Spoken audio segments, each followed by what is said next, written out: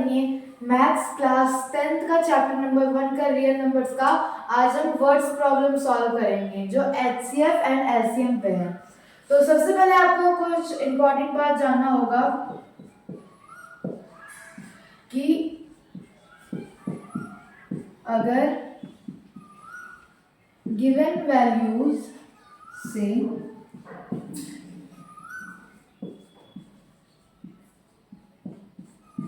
बड़ा आंसर चाहिए तो आपको एलसीएम निकालना होगा, और अगर छोटा आंसर चाहिए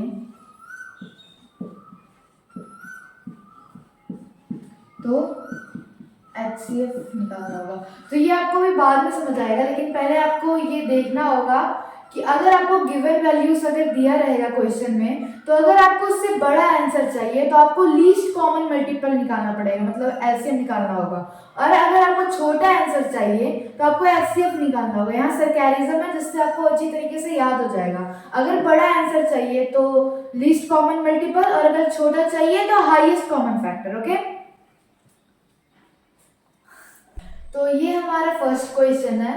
तो क्वेश्चन है, on a morning walk 3 persons step off together and their measure 40 centimeter, 42 centimeter and 45 centimeter respectively. What is the minimum distance each should walk so that each can cover the same distance and complete steps? तो ये question में हमारा बोला गया है कि on a morning में 3 persons जिसका स्टेप्स है, एक का स्टेप्स है 40 सेंटीमीटर और एक का स्टेप्स है 42 सेंटीमीटर और तीसरे का स्टेप्स है 45 सेंटीमीटर। तो इन स्टेप से चलते हैं, ठीक है। तो ऐसा कितना डिस्टेंस होगा मिनिमम डिस्टेंस जिसमें ये लोग एक साथ पूरा डिस्टेंस कंप्लीट कर ले, मतलब इसमें कितना स्टेप ये लोग लेंगे जिससे एक साथ इन लोगों का डिस्टेंस कंप्लीट हो जाए। तो हम सबसे पहले एज्यूम कर लेते हैं कि अगर ये लोग 2 स्टेप्स लेंगे तो क्या इनका डिस्टेंस कंप्लीट हो जाएगा एक साथ? तो ये नहीं होगा, क्योंकि जब फर्स्ट का ही 40 सेंटीमीटर है, सेकेंड का 42 और 45 है, तो 2 स्टेप्स में ये लोग कभी नहीं कंप्लीट कर पाएंगे सेम डिस्टेंस। तो हमें क्या चाहिए? हमें चाहिए बड़ा आंसर, इससे बड़ा आंसर चाहिए। मैंने आपको फर्स्ट में बताया था कि अगर हमें बड़ा आंसर चाहिए तो हमें एलसीएम निकालना होगा। अगर बड़ा तो हमें लीस्ट निकालना है, अगर बड़ा आंसर है तो हमें लीस्ट कॉमन मल्टीपल निकालना होगा, ठीक है। तो उसके लिए हमें एलसीएम निकालना होगा, क्योंकि हमें इससे बड़ा आंसर चाहिए। 45, 40, 42 और 45 से हमें बड़ा आंसर चाहिए ताकि ये अपना स्टेप्स एक साथ एक डिस्टेंस में कंप्लीट कर पाए। सबसे पहले हम 40 और 42 और 45 का हम प्राइम फैक्टराइजेशन करेंगे। तो सबसे पहले हम 40 का करेंगे, 2 से 20, 10, 5, ठीक है। तो ये हमारा हुआ 40 का। अब हम 42 का करेंगे, 2 से 2, 1, 3, 7, 7, 1। इसके बाद हम 45 का करेंगे,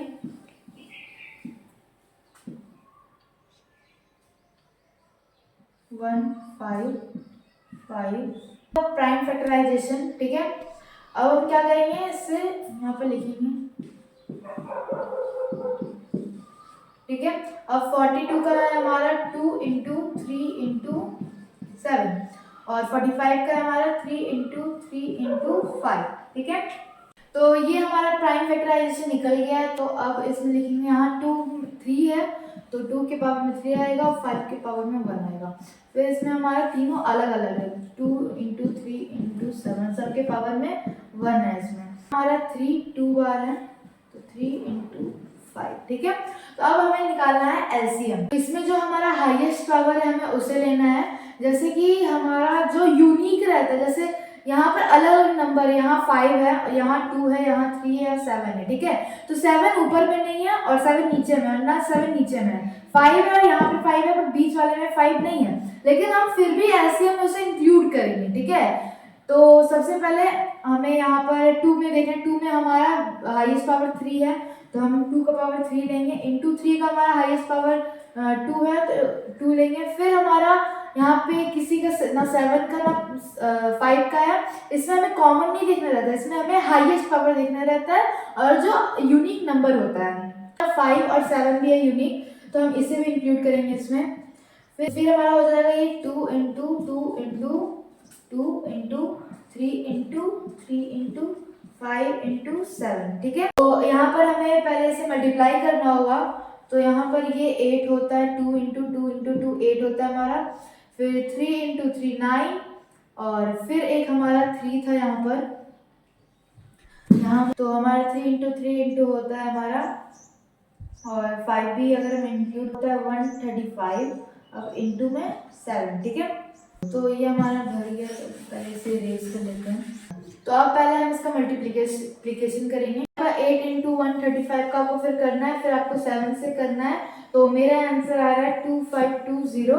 तो यहाँ पर इसका एलसीएम निकला 2520। ये आप मल्टीप्लिकेशन खुद से कर लीजिएगा, उससे आपका मल्टीप्लिकेशन बेटर हो जाएगा। और तो आंसर 2520